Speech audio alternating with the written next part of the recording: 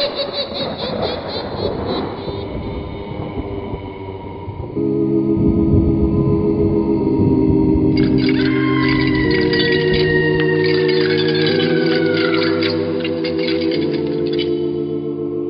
Mysterious Old Radio Listening Society podcast.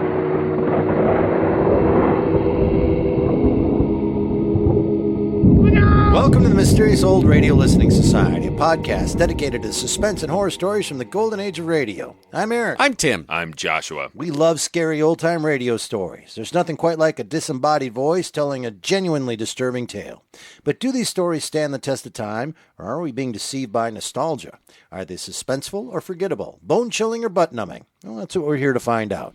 For tonight, I have thrown our format right out the window again and chosen The Horn from the BBC series Fear on 4, which ran from 1988 to 1993. This particular episode was first broadcast February 19th, 1989. Tim is not entirely crazy in this case. Fear on 4 was hosted by the Man in Black, taken directly from Appointment with Fear, which had in turn borrowed the character from Suspense.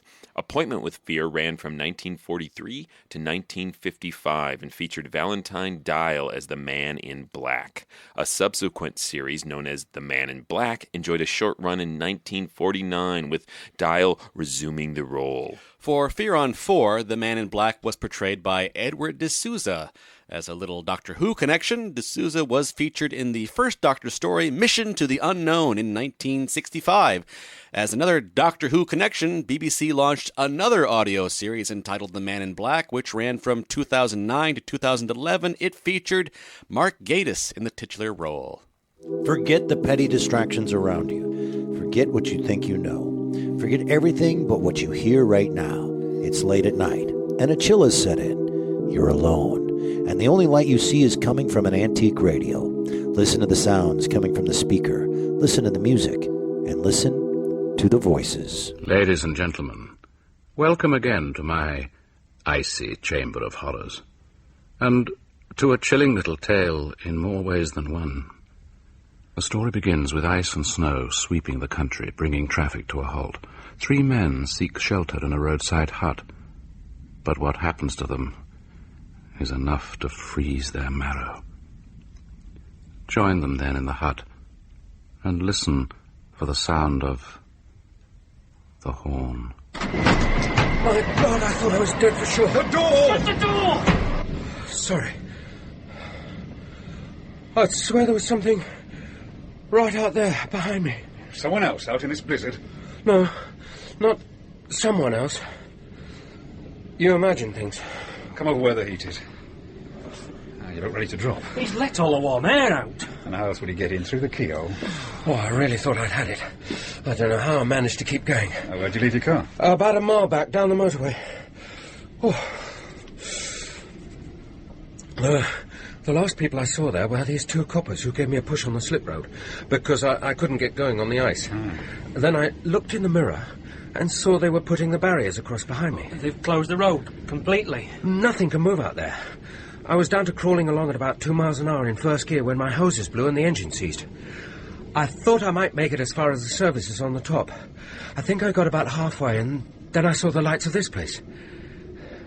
Is it yours? No, we're both stranded, same as you. What is it, then? It's only a maintenance hut. Somewhere for the road gangs to brew up and keep the lockers. Oh, hey, don't knock it. On a night like tonight, it's a lifesaver. Is the phone working? I keep trying, but it's dead. Oh, pity. Oh, look on the bright side. We've an electric fire, we've got a gas ring, we've got 4 water rounders and a roof over our heads. Look, the lads even left us some dirty books. We can just sit tight until the snowplow comes through. Or until it all blows over and... Oh, great.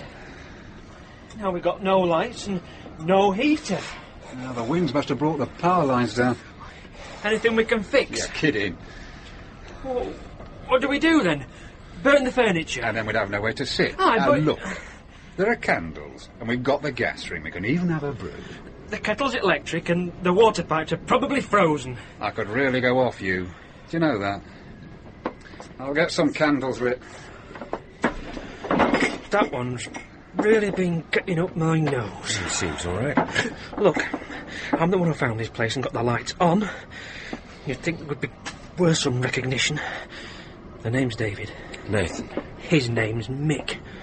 Says he's a van driver. Why shouldn't he be? Well, look at him. 18 stone and shaves once a month. You know what he puts me in mind of? Those blokes you see selling hamburgers outside football grounds. Stuff that always looks like it's as if it's been poached in bodily fluids. Enjoying yourselves? Knows what he's about, though, doesn't he? Thinks he does. Do you work on the motorway, then? Me? No. I'm in sales. A salesman? No. I'm in sales. That wasn't your car I passed with all the chocky boxes in the back, was it? No, it wasn't. I'll tell you something. I went out to take a look around about half an hour ago, didn't I? Yes, you did. And I was sorry. I thought it might be clearing, but it was like walking into razor blades. There's absolutely nothing in any direction. There's the road and the moor and a blizzard, and that's it. White hell. All the way up to the top. Oh, spare us. You get out there and you hear the wind in the wires. After a bit, it starts sounding like voices. Listen for long enough, and you'll hear it calling your name. I know. Wind up when I hear one. No, dead straight this. You know what I reckon? What? It's all the dead people that ever scraped up off the road. They're out there, and they're cold, and they're lonely. Oh, for God's sake! I'm going to try the phone again. What was all that about? It's a sensitive voice, our Desmond. Just come and see this wall over here. All these old newspaper clippings, it's like a scrapbook. You see anything unusual? That girl's definitely deformed. No, I don't mean the pastry stuff. Look at the pictures. Oh, yes. It's nearly all pile-ups and smashes. Pile-ups, smashes. And all on this stretch of motorway? Desmond over there was reading them when I got here. It's David! Of course it is. You see, the lads who work out of here, they're the ones who get called on when something happens. Somebody gets spread all over the fast lane. They're the ones who have to turn out with the bags and shovels, scrape it all up. Oh, charming. Sounds too gruesome to imagine. Only to you and me. They'll be used to it. Bit morbid, keeping all this stuff, though. Just honest pride and a job well done. Some of these are great. They're not all smashes. Look at this one.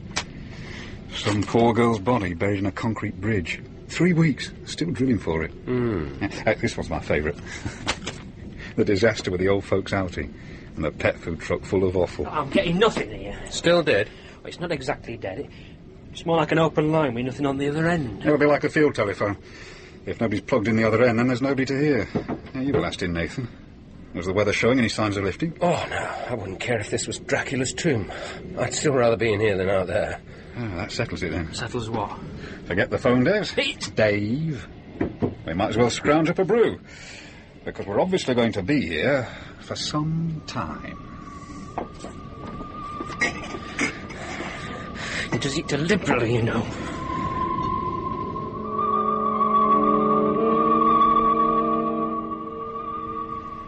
Melted snow, powdered milk, catering tea bags. All in a mug like a baby's potty. You don't want yours. Get off, it's one. There's a name on my mug. It says, hands off, I'm Harry's. There's a name on everybody's. It's just like Goldilocks and the Three Bears.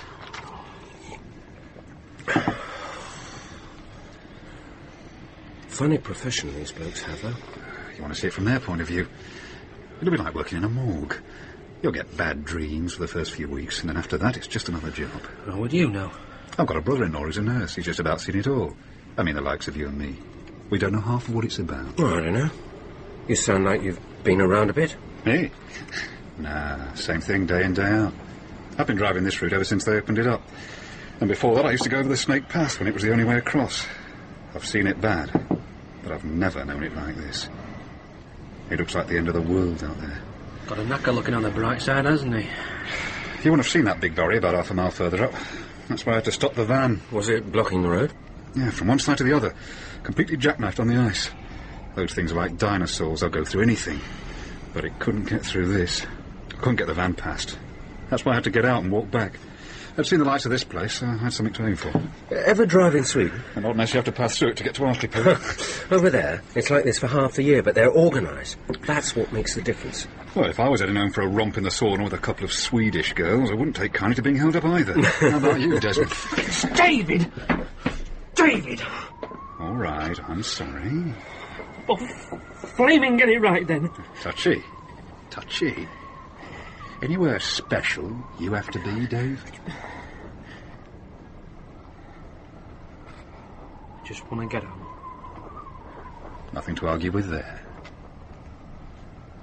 What's the matter with the gas ring? Oh, no. Oh, it sounds like the gas bottle's running out. Oh, but it... Don't panic. I saw another one under here.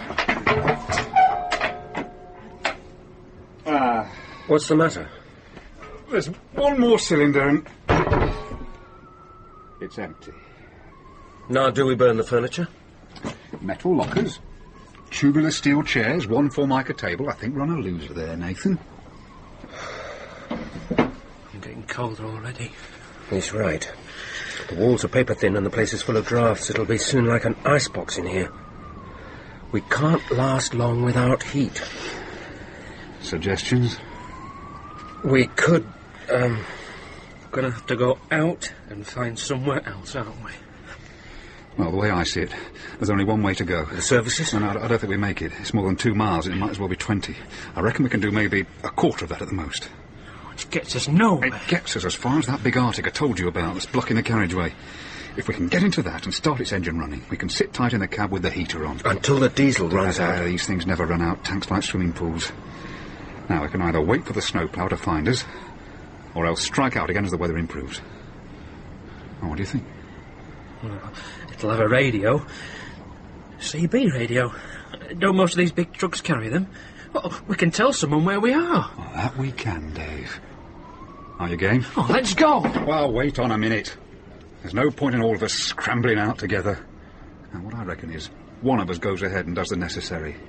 And then he sounds the horn as a signal for the others to follow. You mean break into the cab and then start up the engine with no key? Right. I wouldn't know how. Sorry. Me neither. Now, then, since we're talking about breaking and entering with a little spot of creative rewiring, it appears that I'm the only one with the education and the appropriate subjects round here. Am I right? Oh, this is mad. It's survival, mate. Well, let me try that phone just one more time. Pass me those gloves, will you, Nathan? You're totally potty, you know that? Yeah, my brain surgically removed. I've been feeling much better without it. Listen, I'm going to go down to the crash barrier and then follow it along until I reach the lorry. Otherwise, there's no knowing where I may end up. Keep your ears open for the sound of the horn. And keep an eye on him. Why? Just keep an eye on him, that's all. If he starts messing about, leave him. But he'll I'm be... serious. Well, time to go walkies. Well, best of luck, and I hope you make it. I should think so too, because if I don't, you're in big trouble. Right, do the door, will you? Whenever you're ready. Okay, here goes. Now! What was that Indian's name again? Geronimo! He's gone. Yeah, I kind of noticed. I heard what he said about me, you know. I'm sure he didn't mean anything by it. Yeah, I bet. And who does he think he is? Scott the bleeding Antarctic? I don't care if he thinks he's Scotty on the Enterprise. If he gets us out of trouble, he'll be okay by me. Well, you don't have to worry about me. I'm no dead weight. I never said I thought you were. No, but he does. Pretty serious, isn't it? We've still got options. That puts us one step ahead. As long as he makes it. Come on. Damn! Let's get some of these candles relit so we can see.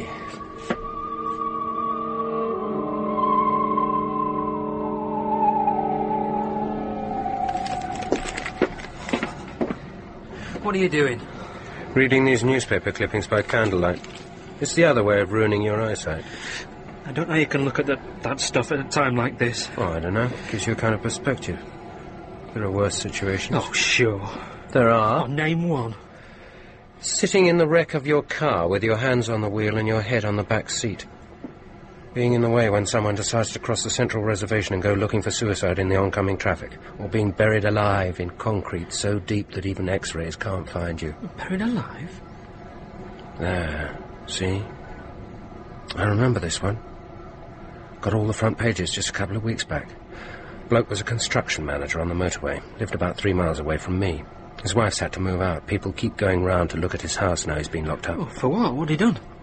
Oh, interested now, eh? He had something going with a typist in the site office.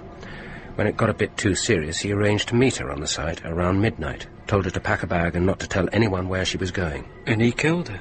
She was to sit in the office with the lights out and wait for a signal to join him outside. Except that he was already waiting for her, in the shadows. I'm really not interested. No? No. What happened then? When the police caught up with him, he told them that he'd put her body into a piling for one of the bridges. The concrete had gone in the next morning. You know what his defence was? Said it couldn't be murder because she wasn't dead when he left her. Poor kid. This is sick, and so are you. I don't know who's worse, you or Bluto out there. If it wasn't for a letter she'd written to her sister, he'd have got away with it. They started drilling, but they still haven't found her. Now, that's what I would call a worse situation. What you and I have is just a temporary interruption in service. Our signal, I think. I'm ready. Want to give the phone just one more try? No. The greaseball was right in one thing. It isn't for long enough and you do start to hear something calling your name. Door? Door. Right.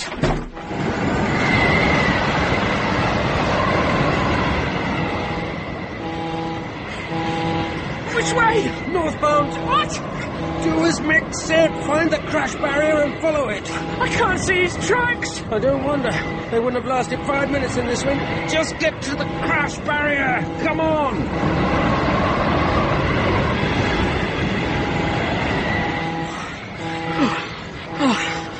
A bridge. Oh, thank God for some kind of shelter. Better not stay here long. Could freeze to death. How much further can it be? I don't know. Sounds can be very deceptive when it's like this. Are you all right? Oh, you must be joking. I reckon we've been going about 10 minutes. Oh, is that all? It feels like hours. It'll be more than hours if we don't keep moving. Just 1 minute to It rest. can't be much further. How long was Mick gone? I didn't keep track. Oh, me neither. Suppose we should have. Come on. Yeah. My God. What was that? Where? Oh, this is scaffolding. Oh, the damn bridge is safe. Why? Well, use your head. All this scaffolding. Oh, yes. Hey, I wonder if this is where they're drilling for her. Oh, for God's sake. Have it your way. I'm going. I'm exhausted and I'm freezing to death, but I'm going. Wonder if this is where he put her. No, deep hole. Nothing in it. David? David? Where are you? I can't see you. I can't see you! Here! Follow the sound of the horn!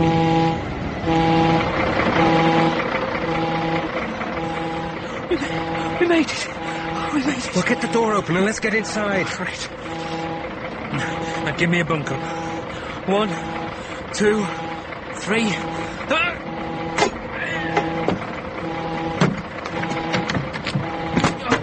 Got it. Oh, can you manage? No, pull me up. Come on then.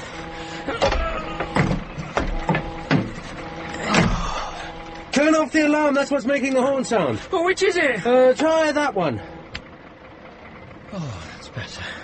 Yeah, not bad, eh? I wonder where he is. Who?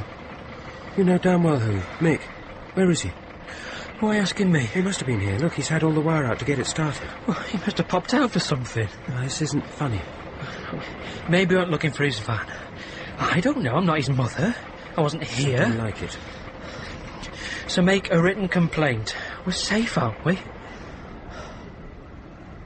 We were. It's stalled, that's all. I don't like the look of this. Well, try the starter. Oh, quick, try it.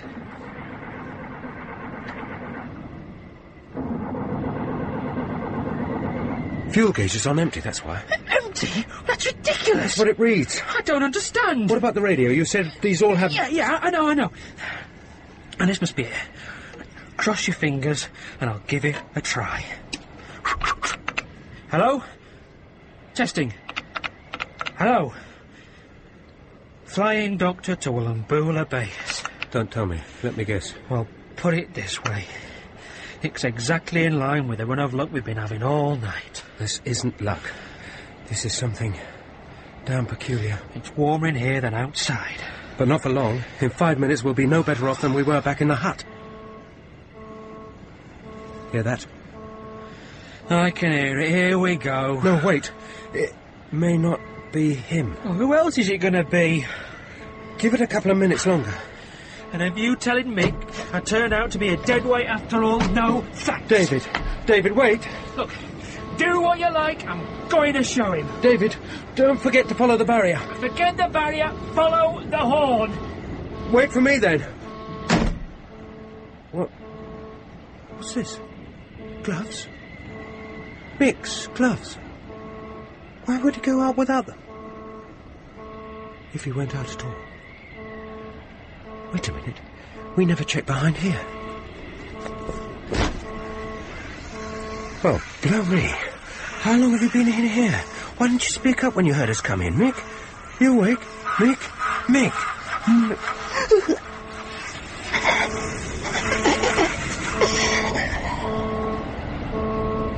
Oh, my God. David, slow down. Wait for me. Oh, yeah? Who's the dead weight now? You've got to listen. I don't know who's out there, but it isn't Mick. I can't hear you. I said it isn't him. Who then? I don't know. Get off me! David! It's not him. It can't be. I couldn't give a toss if it turned out to be Margaret Thatcher. You do what you want. I don't want to die out here. You can't even see what you're heading for. No, but I can hear the horn. Don't know what you've done. I'll never find it. Come over here. We can get some shelter down by the barrier. We're dead. You know that. We aren't. Mick is. I don't get you. I found his gloves. I couldn't imagine why he'd set out again without them, not into this. And then I thought to take a look behind the curtain at the back of the cab.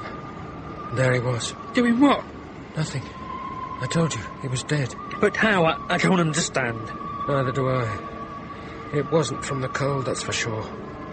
Someone had been at him. He was cut to ribbons. I don't ever want to see anything like that again. Made me sick. I stumbled outside, was leaning over by the side of the wagon, and that's when I saw how the tanks came to be empty. How? They'd been slashed, ripped open, end to end. 5 long gashes, all in a line. The diesel just poured out into the snow. Whatever did it was the same thing that had hacked Mick to death. Long, blood-red gashes. Look, do me a favour. It's the truth, I swear it. Just because I wear a suit and a tie and I don't drive some big fancy-ass lorry like that fat excuse for a girl out there doesn't mean I'm fair game for a wind-up. First it was him, now it's you. Well, you can both leave me alone. Scout's honour, David. Stick it, Nathan, I'm going. See? See? It's a trap, David, it's a trap. And the horn's just the bait. You follow it and you'll end up like Mick.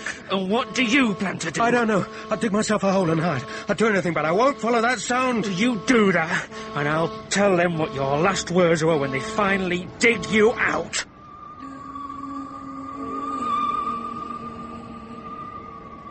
What was that? It's the wind in the wires. It's just like on the phone. You listen long enough, you can hear anything. There's nothing there.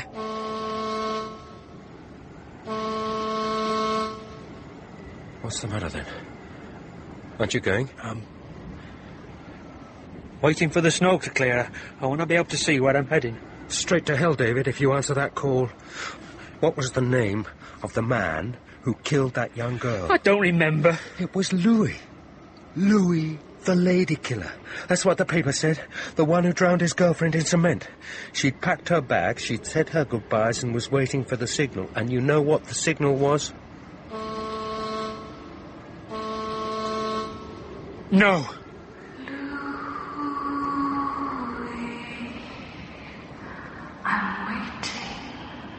No. No! I'm not going to die out here for some ridiculous story. You suit yourself, David, but I'm going to take my chances and press on for the service area. It's too far. You'll never make it. Maybe they've heard the horn too. Maybe they'll send out the snowplow. It's clearing. I can see it. I can see the lorry. David. I'm going. David, stop! There's someone getting out. I can't see. It's her, David, it's her. Just a moment, I'm going. Look at the way she's dressed. Those aren't winter clothes. I'm not listening to you. I'm not listening to you anymore.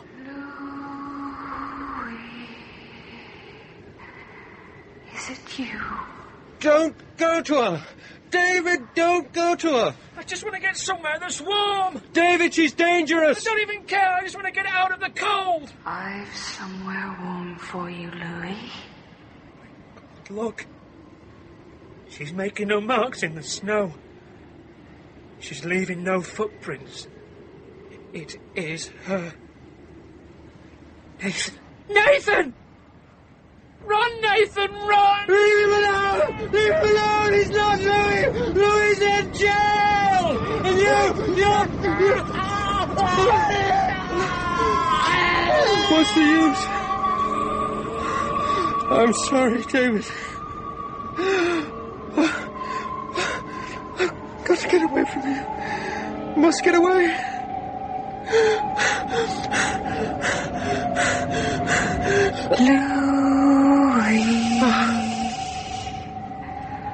I waited so long for you, Louis. Why did you stay away? Listen to me. I'm not Louis. You were always such a tease. My nails are broken, and I can't remember how. Look, Louis. Look, I hate to be the one to break this to you, but, well, you're not real. You're dead. Buried in concrete. I know that, Louis. Don't ever suppose that I don't. You betrayed me. You were everything to me. Did I mean so little to you? They caught him. He's in prison. He's not here. I'm not Louis. It's so cold in there. So cold and so dark. You wrote a letter, remember? A letter to your sister to say that you and Louis were going away, and you hoped she'd understand. When she didn't hear from you again, she took it to the police. You never once said you loved me. For the last time, I'm not Louis. For the last time, Louis, one last kiss before we're together forever. Don't touch me. Don't touch me. Get your nails off my face. No. No. No. Louis. Louis, is that you? Louis, is it really you at last? Oh, thank God. It's a snowplow. Over here! Over here!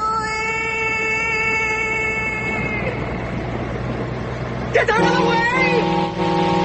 Look out!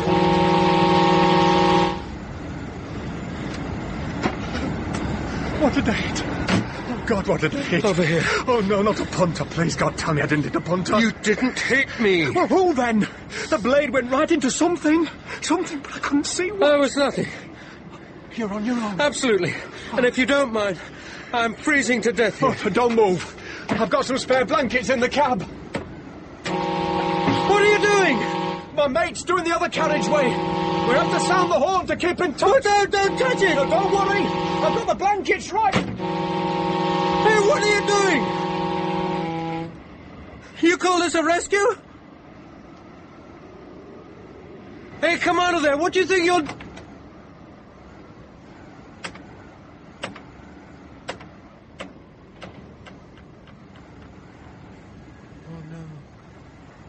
Look what happened, Louis. I'm all covered in blood. Oh, God. He didn't even scream. I didn't scream either when it was my turn, did I, Louis? And now it's your turn. One last kiss, Louis. It's so cold.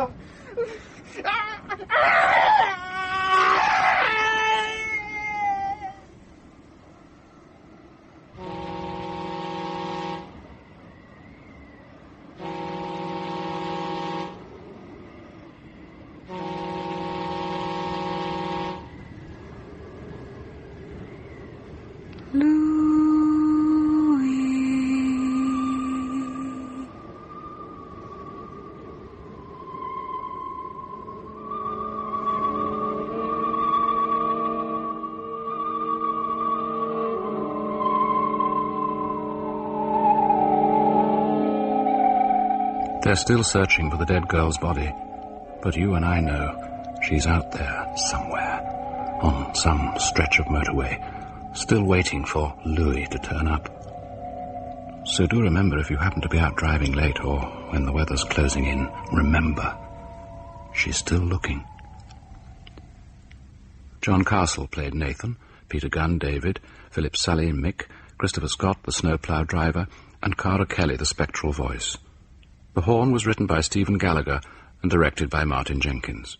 That was The Horn from Fear on 4 here on the Mysterious Old Radio Listening Society podcast. Once again, I'm Eric. I'm Tim. I'm Joshua. Yeah! That's how I'm starting this. All right. I'm coming out. I'm not even going to lead up. That was fantastic. Yay! That is my favorite in our podcast, and it is in my top 5 favorite radio shows I've ever heard in my life. That was so good. I enjoyed every second of that. I don't know what Fear on 4 is. I know that it's contemporary.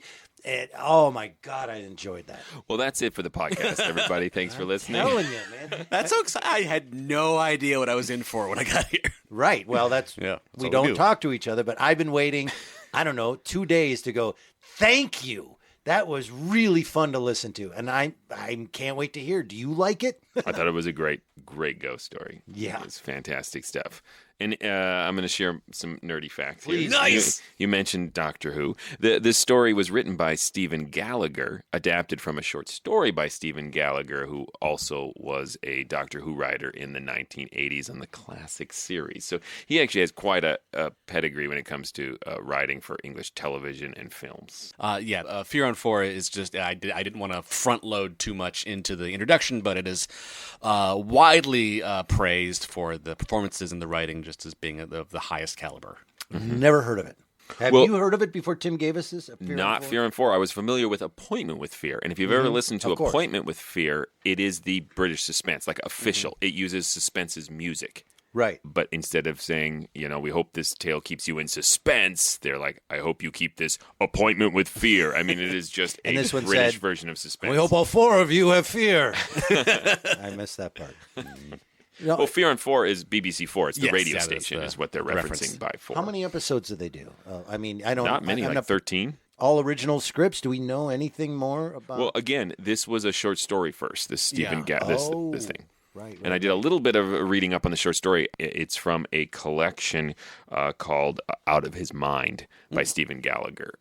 The one interesting fact from the short story is that the girl who is a ghost in this one is presented more horrifically as almost like a zombie when she appears and described in really gruesome detail. And I think they made the right choice for audio to make her this sort of spectral, ghostly figure. Yeah, there's so much I want to delve into. And how much nobody's stopping it was you. Constructed. It was constructed so well. First of all, blinding white snow trapped in the middle of nowhere, and that description of the wind that they become voices eventually. Yeah, the wind and the wires. Yeah, and I went outside thinking that the blizzard might have dissipated, and it was like razors on my face. That feeling, and that feeling, right? Like, us being good Minnesotans, we know what. Right.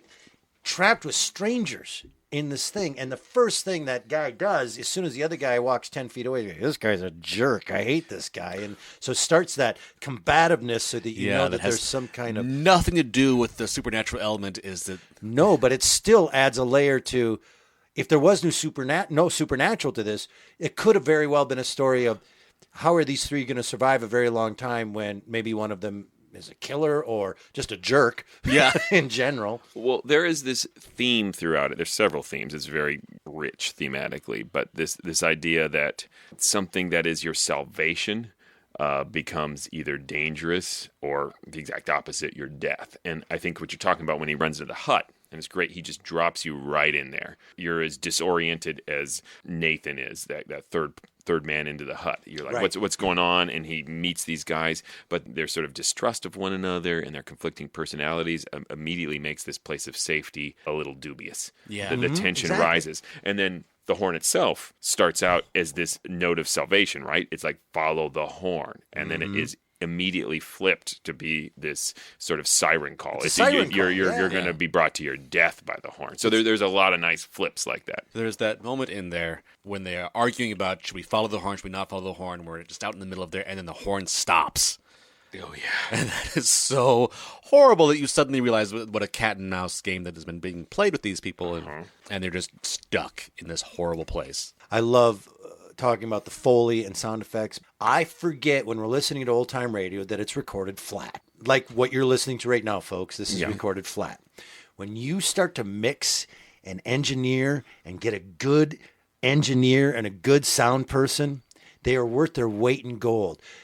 There are people in your ears on headphones that are on that side of the room, and there are people on this side of the room, and they move around, and it fills your head. And I know it's contemporary, but gosh, it made a huge difference. Well, it's contemporary, but it owes so much to the golden age of radio, right? Yeah, absolutely. How it's constructed is pretty much an homage, but yet they use modern technology. You're right. Yeah, the impact of our sound technology and what it can do to enhance. Imagine these old shows with the technology we have and the engineering that we have for sound, how much more alive they would become. Did you feel that in your headphones? How beautiful that sounds? The horn, particularly. All the horns, because they picked a nice variety of sounds for the horn. Yep. Also, they're just again, in your headphones, it always told you how far away there they was were. varied distances the way they set them, Yeah, which is it was beautiful. Really nice. And when we record it flat, they're beautiful, but I keep thinking about I don't know, I Love a Mystery recorded, in a studio like that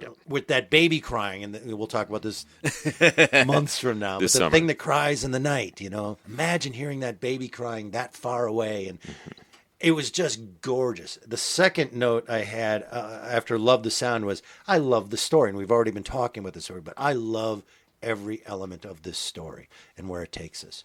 I love a man in a blizzard, and he's the last one out of town, and he sees them blocking the road as he leaves, that his car breaks down, that he finds a shack, that he goes in with these two strangers. This is a really compelling idea and a really compelling story. And then they have conflicts of personality, and then this woman died out here. Yeah. Thank you for dropping that bomb. Yeah. And then I think my favorite moment, though, is how well written and performed it was when he leaves the truck and he goes, well, why are his gloves in here? And turns around and finds him behind the seat or in the cab or whatever it was, cut up, and then that gurgling noise of his final death. Well, it's also a nice touch because they make an effort to point out that he is the biggest and clearly the bravest and the most resourceful. And if he's the guy who died, the least brave, least resourceful characters are left. Oh, we had Mick, the big guy, the main character, and I'm so sorry. David was the third, they kept calling him Desmond. It kept making him so angry because Mick would call him Desmond, which is a nice little character bit. He reminded me of, and please help me in this, I'm going to expose myself, the actor that plays Scotty on the new Star Treks. Oh, Simon Pegg. He reminded me, actor-wise, his approach to it was that frantic, well, then fine, screw it, we're all in trouble then, we're all going to die, Or what's the guy in Aliens that goes, yeah, man, let Bill Bishop. Hicks. Bill Hicks. No, I'm sorry, no. Bill Hicks is a stand-up comedian. Please don't send me angry emails. The character is Hicks. The actor is Bill Paxton. There we go. Whew, got that out. Oh, man.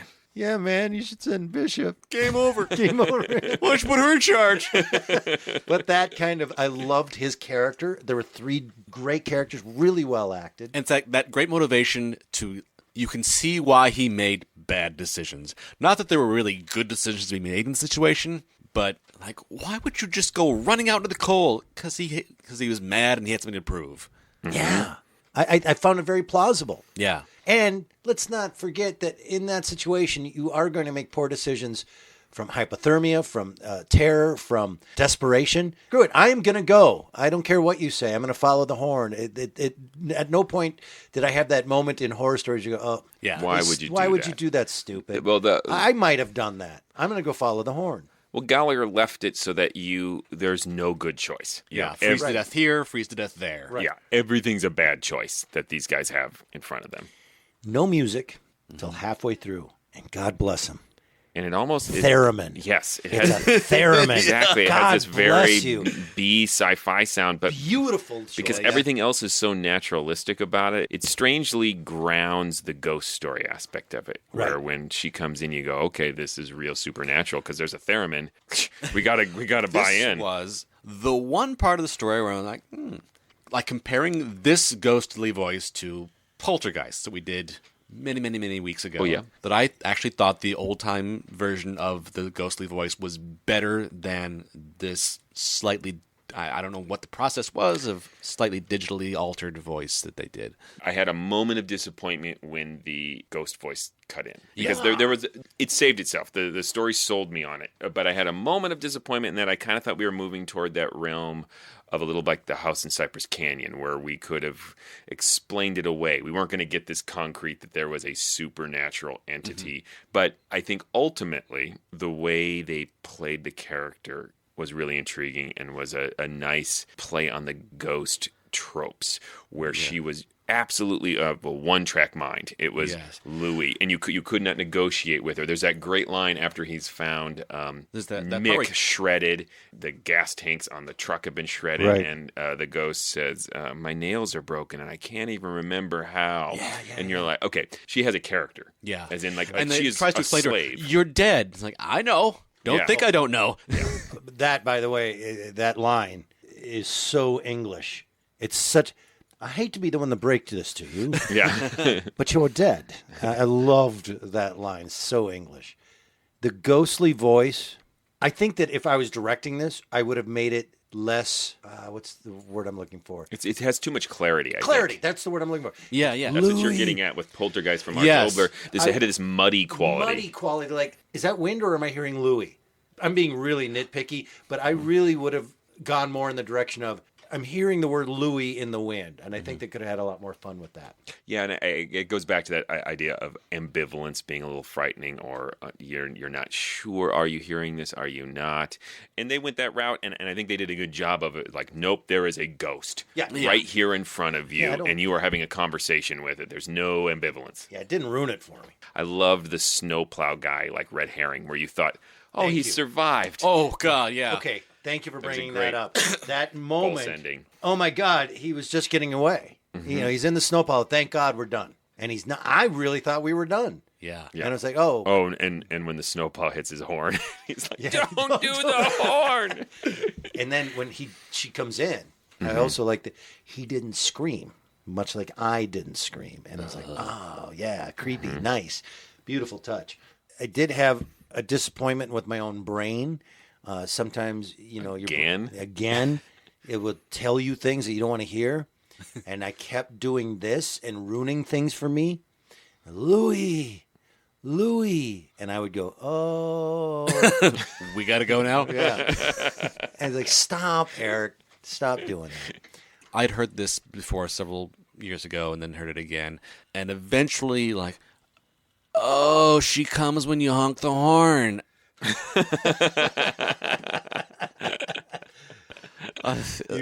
didn't pick that up the first time. I sort of got it, but just not explicitly. Of like, right. Oh, don't honk the horn. Like my moment of silly English kniggets 30 years later. Oh, it's phonetically nights. I woke up in the middle of the night. I get that joke. And I laughed anyway, because I thought knigget was like, you know, something you ate in England. I would like to say, though, screw you, Tim. Scared the ever-loving bleep out of me. I wish this is one I would have listened to while vacuuming during the day, because I listen at night in my bed, and I didn't sleep well. A couple nights ago, I was awakened at like 3 a.m, and there was this tapping in my room, this rhythmic tapping, tap, tap, tap, tap, tap, tap, tap, tap, tap, and I laid there and had that like, what the hell is this? And I laid there and I listened to the sound and had that just frozen moment. Oh, I hate and I slowly sat up and looked, and it was my old elderly dog who was having a dream that he was running, but he'd fallen off his bed because he's old, and he was running in his sleep, and his paw was just clicking against the wall as he was just running, and he just kept running. And I was like, you stupid dog. So I woke him up. I had to take him outside, blah, blah, blah. But then I got, it's freezing cold here in Minnesota. Got into bed, 3 o'clock, and I'm wide awake. I'm like, I'm going to listen to something to help me fall asleep. Oh, I have to listen to the horn for this podcast. Oh, so no. I was like, this will help me fall asleep. And I just laid there wide awake at 3 a.m. after having already been woken in this horrifying way. And I was like, There's nothing worse than waking up. I know that we like scare ourselves on purpose with these stories, but something really actually like, oh, I can't explain that away. I can't explain that away. Yeah. And then your brain goes to, okay, this is how every Dateline NBC starts. Like, it couldn't happen to me. And I'm like, oh, and then it's the dog clicking the line. Yeah, like, yeah, oh, thank God. okay. Yeah, I think Dateline should do more stories about dogs having running dreams. Right. I mean it. This is one of my top ever old radio shows ever that I've ever heard. I top 5. It was so, it ranks up there. I've made no qualms about that. I believe I Love a Mystery is the greatest thing ever written, and it is as good and enthralling and beautiful and well acted and interesting as all of those were to me. And so that's my vote. Stands the test of time. Well, it is contemporary, so we can't really vote on that. But Well, not it's 89. That's like almost You're right. 30 years ago. Well, and in some ways, I was brought this not so much thinking like, will this stand the test of time? As how well does this stand in the shadow of this tradition of horror? It does very well. you know, you emailed us, said, "Oh, you know, I'm going to do something a little more contemporary and go off the rails again here," because the last one you did was Vincent Price. Yeah, 73, I think. And it was. I made no bones in our podcast about I don't know what's happening, and it was all very odd to me. And I was like, "Oh, here we go. This is going to be some kind of." Boy, they were really true to that style of old time radio. They understand They the understand medium. it, and yeah, this- right? Yeah. I'm going to listen to all of them. Yeah, exactly. Very excited about it. There's our votes. Yeah, stands the test of time. I chose this because I kept digging around for like, I want to do something more modern, like the Horn, because I really liked the Horn a lot. So I wanted to find something like the Horn, or I could just do the Horn. And I'm really glad I did. Well, you've been listening to Mysterious Old Radio Listening Society, and I'm Eric, and Tim. I'm Joshua. and we love that you listen to this. If you want to learn more stuff, just go to GhoulishDelights.com. what happens there. If you go to GhoulishDelights.com, you can listen to other episodes of this podcast. You can also learn about shows we are doing. We're performing at the James J. Hill Library in St. Paul, Minnesota. We are doing live performances of old classic horror shows just like this. You can also go to GhoulishDelights.com and vote in our poll.